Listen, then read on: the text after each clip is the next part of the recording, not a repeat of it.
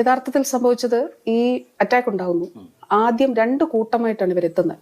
യഥാർത്ഥ സംഭവമാണ് പറയാൻ പോകുന്നത്. ആർക്കും സംശയമൊന്നും തോന്നരുതേ. ഞാൻ എന്റെ കണ്ണുകൊണ്ട് കണ്ടതല്ലേ. ഓക്കെ. എന്നെ അറ്റാക്ക് ചെയ്യാൻ വന്നപ്പോൾ ആദ്യം 2 കൂട്ടമായിട്ട് വന്നു. പിന്നെ അതൊരു 20 കൂട്ടമായിട്ട് അങ്ങ് ചിന്നിച്ചെതറുമായിരുന്നു.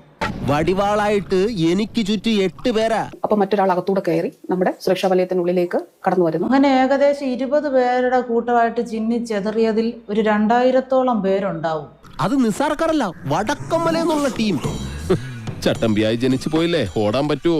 ആ 2000-ൽ 20 പേര് ആദ്യം സുരക്ഷാ വലയം ഭേദിച്ച് ഇങ്ങ് വന്നു. അപ്പോൾ പോലീസുകാർ അവിടെ കയ്യും കെട്ടി കുറേ പേര് നോക്കി നിന്ന്, ബാക്കി കുറേ പേര് റെയിൽവേ സ്റ്റേഷനിൽ ചായ കുടിച്ചുകൊണ്ടിരുന്നു. നോക്കൂ, ഇങ്ങനെ അറിയണോ? ഇത്രയും നേരം നിങ്ങൾ രണ്ടുപേരും പറഞ്ഞത് ഇങ്ങനെയാണ്. നല്ല ഉന്നുള്ള കൈയാണല്ലോ. അടുത്ത പാന്റ് ഷർട്ടും ഒക്കെ ഇട്ട് 2-3 പേര് അപ്പൊ വരുന്നു.